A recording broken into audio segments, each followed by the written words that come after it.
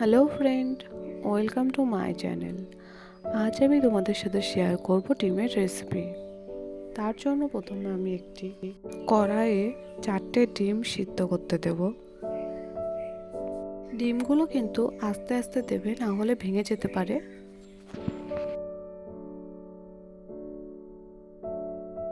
তারপর এর মধ্যে দেব পরিমাণ মতো লবণ, দিয়ে একবার আস্তে আস্তে নেড়ে চেড়ে নেব। তারপর ডিমগুলো আমি 10 মিনিট মতো সিদ্ধ করে নেব। ডিমটা আমার সিদ্ধ করা হয়ে গেছে। তারপর আমি একটি পাত্রে অল্প ঠান্ডা জল নেব, তার মধ্যে সিদ্ধ করে রাখা ডিমগুলো ঠান্ডা করতে দেব 5 মিনিটের জন্য। এগুলো আমার ঠান্ডা করা হয়ে গেছে। তারপর একটি একটি করে আমি ছাড়িয়ে নেব। ডিমগুলো আমার ছাড়ানো হয়ে গেছে। এরপর আমি এর মধ্যে দেবো স্বাদ অনুযায়ী লবণ, পরিমাণ মতো হলুদ গুঁড়ো, দিয়ে সব কিছু বেশ ভালো করে মিক্স করে নেব।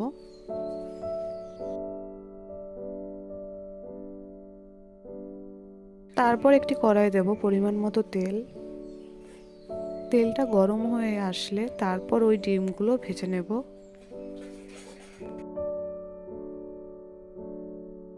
ডিমগুলো আমি 1 মিনিট মতো ভেজে নেব।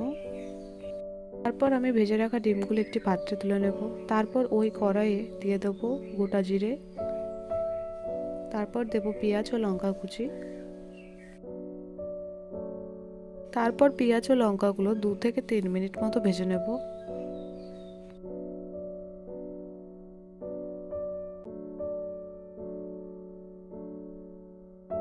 পেঁয়াজগুলো একটু লাল লাল করে ভাজা হয়ে গেলে তার মধ্যে দিয়ে দেবো টমেটো কুচি।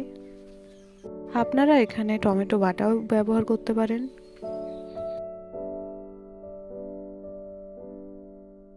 এরপর আমি আবারও 2 মিনিট মতো ভালো করে ভেজে নেব। এরপর আমি এর মধ্যে দেবো স্বাদ অনুযায়ী লবণ,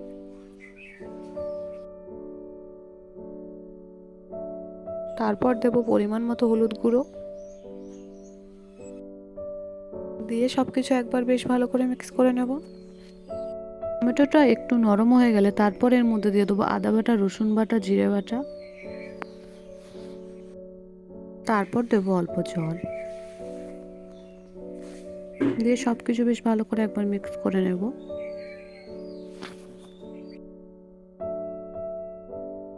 এখানে দেব পরিমাণ মতো লঙ্কার গুঁড়ো,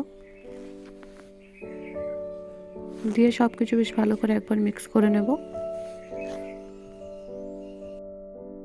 দিয়ে কমপক্ষে মশলাটা আমি 3 থেকে 4 মিনিট মতো কষিয়ে নেব। এর মাঝে আমি এর মধ্যে একবার দেব ধনিয়া গুঁড়ো, দিয়ে সবকিছু একবার মিক্স করে নেব। তারপর এর মধ্যে দিয়ে দেবো আমি জল, তারপর একবার ভালো করে সবকিছু মিক্স করে নেব। তরকারিটা যখন ফুটতে লাগবে তখন এর মধ্যে দিয়ে দেবো একটা একটা করে ডিমগুলো, দিয়ে আমি 4 মিনিট মতো বেশ ভালো করে ফুটিয়ে নেব। তাহলেই তৈরি হয়ে যাবে আজকের আমার